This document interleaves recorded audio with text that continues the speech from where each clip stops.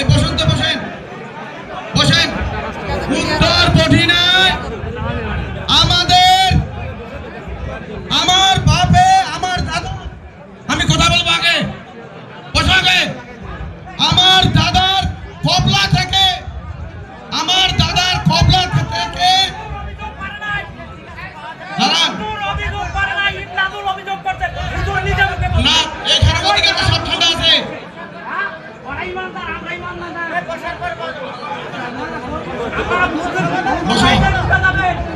আমার বসেন আগে।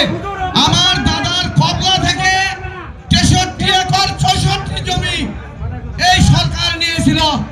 63 একর 64 জমি নিয়েছে আমার দাদার কবলা থেকে। কথা বলি আমি স্বাভাবিক বলতেছি, আমি কোনো ইয়াতে বলতেছি না। আমার দাদার 63 একর 64 জমি এই উত্তর বঠিনা থেকে সরকার নিয়েছে। তার মধ্যে এই দাগে 5.5 একর জমি, এই 5.5 একর জমির মধ্যে এখানে কয়েক একর জমি এখানে বরাদ্দ দিয়েছে। তার মধ্যে রফিকুল মৌলানার, শুনেন ধৈর্য সহকারে এই কথাগুলো একটু শুনেন। রফিকুল মৌলানার পরিবারে 1 একর 8 জমি বরাদ্দ দিয়েছে। 1 একর 8, আপনারা মনে রাখেন। এই 1 একর 8-এর মধ্যে শুনেন না, এখানে দরকার আছে, এখানে হুজুর যে কথাগুলো বলছেন হুজুরেরও শোনার দরকার আছে, আপনাদের সকলের শোনার দরকার আছে।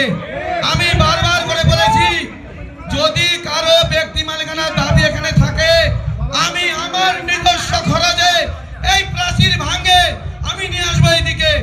আমি যদি কারো ব্যক্তিগত জমির আপত্তি থাকে, এখানে নামাজ হবে না। এটা আমি, হুজুর আজকে বলছেন, আমি আগেই বলেছি আমি কারো আপত্তিকৃত জমিতে এখানে কাউকে নামাজ আদায় করতে দেব না। এই কথা আমি আগেই বলেছিলাম।